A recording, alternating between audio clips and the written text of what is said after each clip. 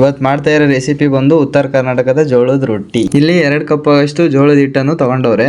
ಇಲ್ಲಿ ಒಂದು ಮುಷ್ಟಿಯಷ್ಟು ಹಿಟ್ಟು ತಗೊಂಡು ಬಟ್ಲದ ಹಾಕೊಂಡ್ರು. ಏನು ಕಪ್ಪ ತಗೊಂಡ್ರು ಅಂದ್ರೆ ತಟ್ಟಕ್ಕೆ. ಇಲ್ಲಿ ಒಲೆ ಮೇಲೆ ನಾನು ಆಗ್ಲೇ ನೀರು ಇಟ್ಕೊಂಡಿದ್ದೆ, ಅದು ಕುದಿಯೋ ಗಂಟ ನೋಡ್ಕೊಳ್ಳಿ. ಹಂಗೆ ನೀವು ಇಷ್ಟು ಕುದಿಯೋ ಟೈಮಲ್ಲಿ ನೀವು ಎತ್ತಿ ಸೈಡ್ ಇಟ್ಕೋಬೇಕು. ನಾನು ಇಲ್ಲಿ ಅವಾಗಲೇ ಬಿಸಿ ನೀರು ಇಟ್ಕೊಂಡಿದ್ನಲ್ಲ, ಅದನ್ನ ತೆಗೆದು ಹಾಕ್ತಾ ಇದ್ದೀನಿ. ಯಾಕಪ್ಪ ಬಿಸಿ ನೀರೇ ಹಾಕೋಬೇಕಂದ್ರೆ, ನೀವು ಅಕಸ್ಮಾತ್ ಏನಾದ್ರು ತಣ್ಣೀರು ಹಾಕೊಂಡ್ರೆ ರೊಟ್ಟಿ ನಿಮಗೆ ಕರೆಕ್ಟಾಗಿ ಬರಲ್ಲ, ತಟ್ಟಕ್ಕಾಗಲ್ಲ. ನಾನು ಇಲ್ಲಿ ಮಿಕ್ಸ್ ಮಾಡ್ತಾ ಇದ್ದೀನಲ್ಲ, ಅದೇ ಥರ ನೀವು ಮಿಕ್ಸ್ ಮಾಡ್ಕೊಳ್ಳಿ. ನಿಮಗೆ ರೊಟ್ಟಿ ಚೆನ್ನಾಗಿ ಬರ್ಬೇಕಂದ್ರೆ ಚೆನ್ನಾಗಿ ಈ ಥರ ಮಿಕ್ಸ್ ಮಾಡ್ಕೋಬೇಕು. ಇಲ್ಲಿ ನಾನು ನೀರು ಇನ್ನೂ ಸ್ವಲ್ಪ ಹಾಕೋತಾ ಇದ್ದೀನಿ. ಹಿಟ್ಟು ಗಂಟು ಎಲ್ಲೆಲ್ಲಿ ಇರುತ್ತೆ ಅಲ್ಲೆಲ್ಲ ಚೆನ್ನಾಗಿ ಕಲ್ಸ್ಕೋಬೇಕು. ಚೆನ್ನಾಗಿ ಕಲ್ಸ್ಕೊಳ್ಳಿ. ನೋಡಿ ನಾನು ಇಲ್ಲಿ ಕಲ್ಸ್ಕೊತಾ ಇದ್ದೀನಲ್ಲ, ಆ ಥರ ನೀವು ಕಲ್ಸ್ಕೊಳ್ಳಿ. ನೋಡಿ ಇಲ್ಲಿ ನಾನು ಕಲ್ಸ್ಕೊಂಡು ಇಟ್ಕೊಂಡಿದ್ದೀನಿ, ಹಿಟ್ಟು ಗಟ್ಟಿಯಾಗಿ ಕಲ್ಸಿಕೊಂಡಿದ್ದೀನಿ. ಇಲ್ಲಿ ತವಾ ಕಾದಿದೆ, ಈಗ ರೊಟ್ಟಿ ಮಾಡೋದು ಬನ್ನಿ. ಅವಾಗಲೇ ನಾನು ಸೈಡಲ್ಲಿ ಜೋಳದ ಹಿಟ್ಟನ್ನ ಇಟ್ಕೊಂಡಿದ್ನಲ್ಲ, ಅದನ್ನ ಫಸ್ಟ್ ತೆಳಗಡೆ ಹಾಕೊಳ್ಳಿ. ರೊಟ್ಟಿ ಲೇಗ್ ತಟ್ತಾ ಇದ್ದಾರೆ, ನೀವು ಹಂಗೆ ತಟ್ಟಿ, ನಿಧಾನಕ್ಕೆ ತಟ್ಟಿ.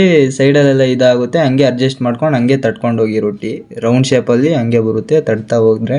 ತಟ್ಟಿರೋ ರೊಟ್ಟಿ ತಂದು ಹಂಚ ಮೇಲೆ ಹಾಕೊಳ್ಳಿ. ಇಲ್ಲಿ ರೊಟ್ಟಿ ಹಾಕೊಂಡಿದ್ದೆ ಅಂದ್ಮೇಲೆ ಒಂದು ಕಾಟನ್ ಪೀಸ್ ತಗೊಂಡು ಸ್ಪ್ರೆಡ್ ಮಾಡ್ಕೊಳ್ಳಿ ಎಲ್ಲ ಕಡೆ ಸುತ್ತಮುತ್ತ. ಹಾಗೆ ನಾನು ಮಾಡ್ತಾ ಇದ್ದೀನಿ ನೋಡಿ, ಅದೇ ತರ ಸ್ಪ್ರೆಡ್ ಮಾಡ್ಕೊಳ್ಳಿ. ಎಲ್ಲ ಏನಕ್ಕಪ್ಪ ಅಂದ್ರೆ ಯಾವ್ದು ಬಟ್ಟೆಗೆಲ್ಲ ಸ್ಪ್ರೆಡ್ ಮಾಡ್ಕೊಳ್ಳಿ ಅಂತ ಹೇಳಿದ್ಕೆ, ರೊಟ್ಟಿ ತೆಗಿಯೋ ಟೈಮಲ್ಲಿ ಸಾಫ್ಟ್ ಆಗಿ ಚೆನ್ನಾಗಿ ಬರುತ್ತೆ. ಈಗ ರೊಟ್ಟಿ ಚೆನ್ನಾಗಿ ಹಿಂದೆಗಡೆ ಸುಟ್ಟಿದೆ, ಈಗ ತಿರುಗಾಕ್ತೀನಿ.